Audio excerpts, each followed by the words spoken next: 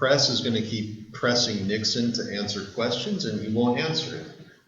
Because in his mind, I have executive authority to not do that. It's called executive privilege. Like, I don't have to share information with you. And that makes him look even worse. Okay. Now, if you guys are really interested in Watergate and you want to do it, there's so many documentaries and stuff, you can check it out. I'm only scratching the surface, but it's very interesting stuff. So the hearings take place, and then, OMG, you've got the tapes. Oh, yes, the tapes. America is shocked by July of 1973 to know that the White House has been taped by President Nixon. What? Seriously? No other president's ever done that. But there's tapes. And what's on these tapes? Well, mysteriously, on one of the tapes, there is 18 and a half minutes erased mysteriously from the tapes. What's on those 18 and a half minutes? I have no idea. No one knows. Have you guys ever messed around with, like, tape? Okay. If you haven't, what a weird question, right? When you tape, like when you use like regular cassette tape, and like you get, like back in the day, like when I was a kid, we used to, in our garage bands and stuff, we used to play and record ourselves, and then we record over it. But if you've ever played with tape, you know that you can record over something and it doesn't erase what was already there, it just tapes over it. So what they found out was that somebody went and erased one of the tapes 10 times. 10 different times, which means that somebody had to sit there for 18 and a half minutes to let it play, to really record over what was actually being said. Now, when I go to heaven and ask God some things, I'm going to ask him 3 things. Who killed JFK really? Are there aliens? And what are on the 18 and a half minutes of tape? Those are my questions for the big man upstairs, according to my belief system. Maybe not your belief system, I don't know. But that's kind of what it is. But 1 year later, Congress is unsuccessful to get Nixon to basically, use my expression, fork over the tapes. And in United States versus Nixon, the Supreme Court actually orders President Nixon to give up the tapes. And there is no way that President Nixon can get out of this one. And on one of the tapes that's not erased, you have what's called the smoking gun. And this is when the tapes show that Nixon was indeed involved in the cover-up.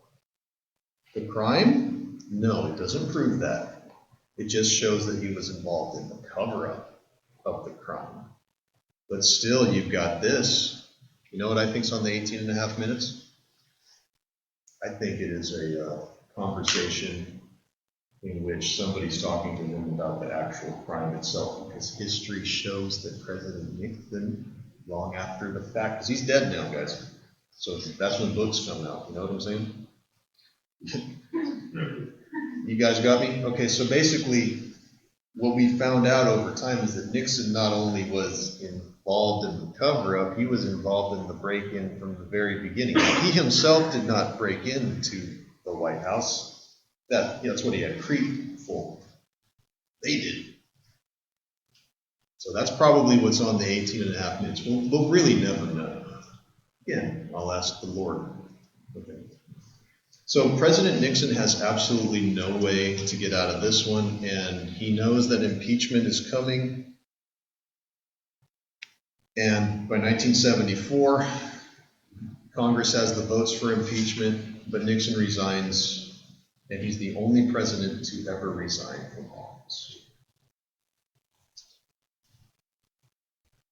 Unfortunately, this ruined his presidency, and had he been not paranoid, because, guys, You saw the electoral map. I mean, he had absolutely nothing to worry about. Why are they even breaking into the Democrats' office? I mean, seriously? But hindsight's always 2020. Right? Like, you can always go back and say, well, he didn't need to do that. That's what happened. And he resigns in disgrace. He will go down as a great president in terms of foreign policy, but a knucklehead when it came to his political ambitions and all of that. His paranoia, I think, probably did him in. Okay, so who's Deep Throat? You guys want to know who Deep? Tell me, you want to know who Deep Throat is, right? Yes. Too bad. No, I'm just kidding. Deep Throat is a guy named Mark Fite. This is not going to be on the quiz. This is just for fun. He died in 2005. Only 3 people knew who he was: the Woodward and Bernstein reporters and the publisher of the Washington Post. Here's why he did it. This guy was supposed to be the head of the FBI when Nixon became president. However, Nixon did not give him the job. He appointed somebody else to direct the FBI. So this guy had a real chip on his shoulder, apparently, which is why he did it and why he ratted out Nixon. So if Mark Fite wouldn't have done that, we wouldn't have known probably about Watergate, and probably history would have been very different. So thank you, Deep Throat. I mean, Mark Fite. Okay. Well, that's that. So our quiz today is your last one. Yay.